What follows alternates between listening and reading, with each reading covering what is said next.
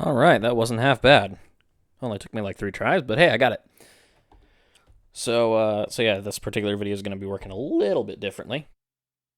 In the sense that I've got a given jam, and in this case I want to talk through how it works, especially because I have this marvelous piece of gear right here. This is the Drumbrute Impact. I love the Mono Station. I love it to death. I'm going to walk through what I did with it here, but this thing's fun, and I did want to talk about it a little bit. Also, you know, there's a little bit of a plug at the end for all of this for a thing that I'm doing. But anyway, so the particular thing I'm doing here with this jam is I've got 4 audio lines. I've got 1 coming from here, that's this, and then I've actually got 3 coming from this, and this is one of the reasons why I love this thing. Aside from the fact that it's got the sequencer, and I can do up to 64 steps if I want. In this case, I'm doing a 32 bar pattern, is this thing has individual outs for the kick drum and the snare drum. It also has outs for the hi-hats, which I'm not using in this case. I just had everything else. I was just using cymbals, so that's all coming through the master out. And it's also got outs for this FM drum over here, which if I unmute this, sounds pretty gnarly. But yeah, this thing is a wonderful, wonderful little machine. So yeah, in this particular case, I've got a kick here. I've got the snares lined up here. I believe I've got the color mode on both of these, so this gives this a little bit of extra harmonics. And this here turns into a clap, just gives things a little bit of, snap to things. This is added as a ride cymbal. These are all accent marks.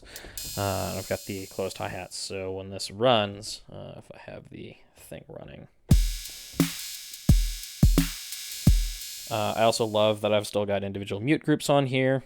So I can run the cymbals on their own. I can run just the closed hat.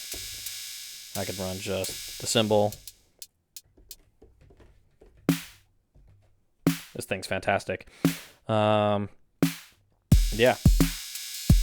It's a beast of a drum machine. What I've got running over here, let me switch over to here. Get a pattern running.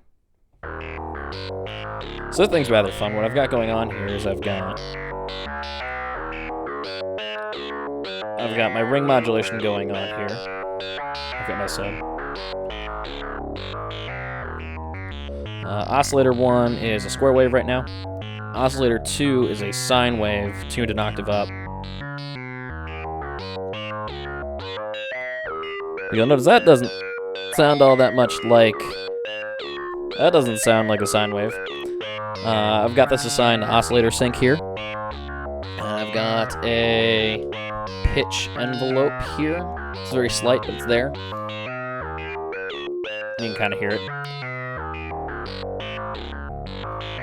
All this combined with, 24 dB filter, some overdrive, a little bit of distortion at times, fairly high resonance, plus the mod sequencer, which is kind of jumping all over the place. Gets you some nice stuff going on here. And then it's just jumping between patterns. So yeah, quick rundown on how that jam works. The plug that I was talking about at the end here is that this is going to end up being part of a thing. I've got a lot of jams, both from, previous January and from that little short-lived Sunday jams thing going on.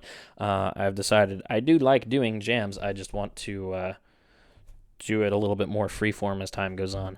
So what I'm doing is I'm going to be doing jams like this every so often, doing sometimes like a rundown of something, or I've probably got one planned that I'm going to be doing with... this guy right here. I had some fun with this thing recently, and I might be doing a video on that. But the big thing is I do want to put some of those jams out there for people to have and listen to if they want them. Figure why not? On the off chance someone wants to pick it up, they can. So what I'm going to be doing is I'm going to be taking this. I have this recorded into Logic right now, and I'm going to be able to take this, edit this, polish it up a little bit, do a little bit of EQing, adjusting levels and stuff like that. So this was like the raw version of this.